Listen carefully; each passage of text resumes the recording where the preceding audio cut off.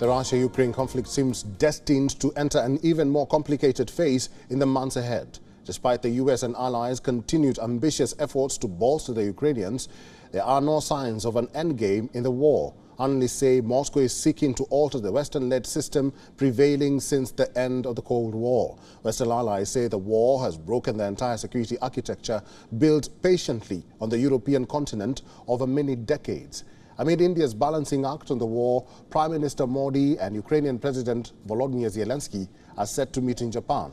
The meeting on the sidelines of the G7 summit in Hiroshima marks the first in-person talks between the two leaders since the war began. Narendra Modi got on the phone with Zelensky to discuss the situation in Ukraine on multiple occasions after Russia's 2022 invasion. Over the years, India's security cooperation with Western nations has increased. New Delhi continues to rely on Moscow for defense and oil imports. Remember, India has long-standing security ties with Russia. So far, New Delhi has refused to condemn Moscow for Ukraine invasion. However, last year, Prime Minister Modi told Putin this is not the era of war. In April, Ukraine's Deputy Foreign Minister visited New Delhi.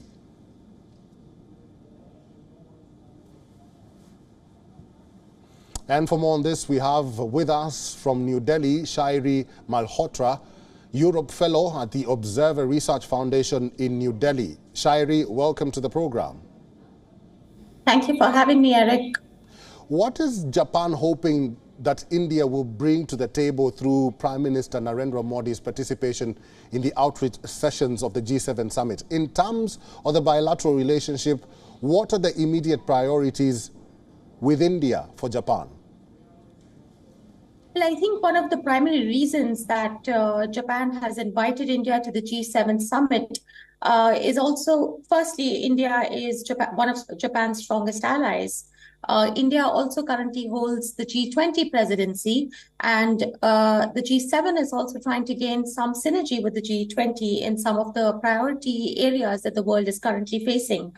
Having said that, India through its attendance at the G7, wants to highlight issues of the Global South, the priority concerns of the Global South, such as debt crisis, climate change, etc., have sort of fallen off the table in recent times because of the Russia-Ukraine war.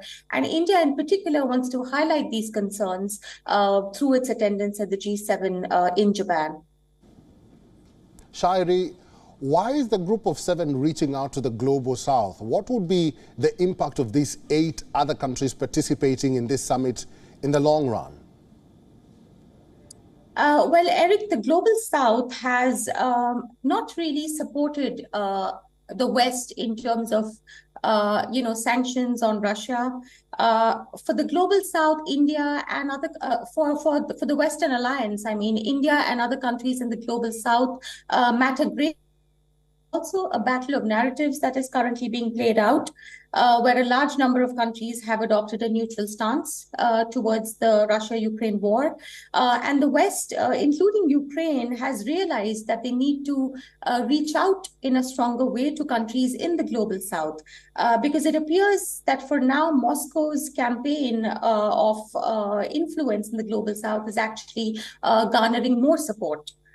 In fact, there's also a campaign from Ukraine to appoint new ambassadors to countries in the Global South, particularly in Africa, and to gain and garner support from these countries for its side of the war.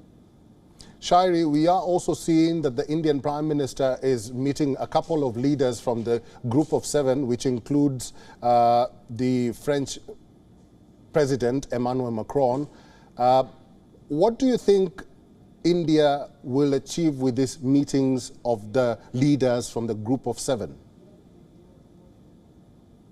Well, it's interesting that you mentioned Macron in particular, because France is, of course, one of India's most important strategic partnerships.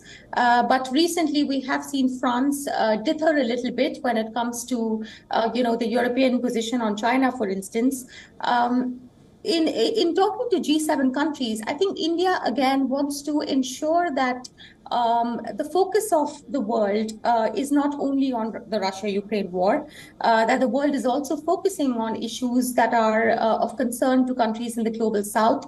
We know that the war has had a disproportionate impact, in fact, on countries in the global south in terms of what is being called, the crisis of the 3 Fs, the food, fuel, and fertilizer crisis. And India wants to ensure that the G20 is not completely hijacked and consumed by concerns of the G7, which primarily currently center around the war.